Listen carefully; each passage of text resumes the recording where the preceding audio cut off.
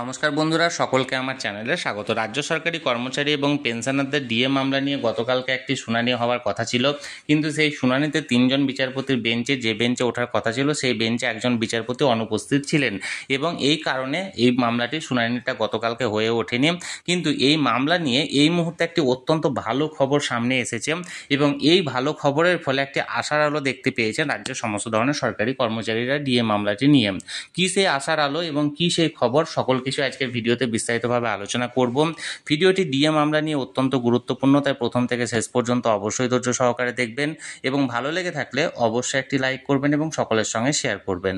আর সেই সাথে এই চ্যানেলে যদি প্রথমবার হয়ে থাকেন এই রকমের ইনফরমেটিভ ভিডিও আরও দেখার জন্য যারা এখনও পর্যন্ত এই চ্যানেলটিকে সাবস্ক্রাইব করেননি তারা অবশ্যই চ্যানেলটিকে সাবস্ক্রাইব করে নিতে ভুলবেন না। তাহলে চলুন আমরা বিস্তারিত জেনে নিই। দেখুন, আমরা এই মুহূর্তে সরাসরি সুপ্রিম কোর্টের ওয়েবসাইটে আছি। এখানে দেখুন ডায়েরি নাম্বার দেওয়া হয়েছে 359292/2022, অর্থাৎ 2022 সালে এই ডায়েরি নাম্বারটি করা হয়েছিল এবং এখানে লেখা আছে দেখুন ফাইল অন 3 নভেম্বর 2022 এবং কেস নাম্বারের দিকে দেখুন স্পেশাল লিভ পিটিশন অর্থাৎ এসএলপি করা হয়েছিল এবং এখানে সিএনআর নাম্বার সমস্ত কিছু দেওয়া হয়েছে।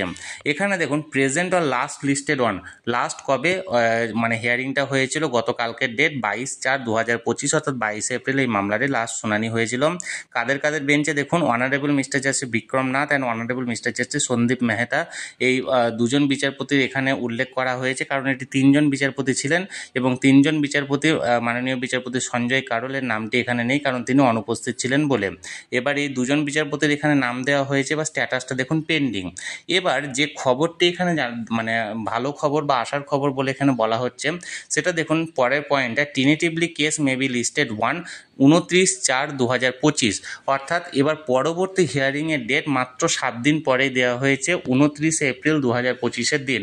কারণ এর আগে আমরা যতগুলো হিয়ারিং দেখেছি এত দ্রুত অর্থাৎ 7 দিনের মাথায় সেকেন্ড একটা হিয়ারিংয়ের ডেট কখনোই ডিএ কেস নিয়ে দিতে দেওয়া আমরা লক্ষ্য করিনি। এর আগে প্রতিবারই 2 মাস 3 মাস অন্তর অন্তর মিনিমাম ডেট দেওয়া হয়েছিল, কিন্তু এবার প্রথমেই 29/4/2025 অর্থাৎ এপ্রিলের মধ্যে পুনরায় আবার ডেট দেওয়া হলো ডিএ মামলাটি শুনানির জন্য।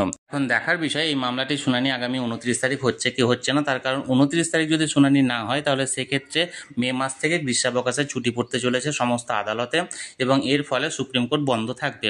তাই এখন দেখা যাক 29 তারিখ শুনানি হচ্ছে কি হচ্ছে না। আমি সবসময় চোখ রেখেছি যে কোনো আপডেট পাওয়া মাত্র আপনাদের উদ্দেশ্যে তৎক্ষণাৎ সেটা ভিডিও বানিয়ে শেয়ার করা হবে। তাই যারা যারা এখনও পর্যন্ত এই চ্যানেলটির সঙ্গে যুক্ত নেই অবশ্যই চ্যানেলটিকে সাবস্ক্রাইব করে চ্যানেলটির সঙ্গে যুক্ত হয়ে যান। আর এই ভিডিওটি ভালো লেগে থাকলে অবশ্যই একটি লাইক করুন এবং সকলের সঙ্গে শেয়ার করুন আর অবশ্যই চ্যানেলটিকে সাবস্ক্রাইব করে রাখুন। ধন্যবাদ, দেখা হচ্ছে পরের ভিডিওতে।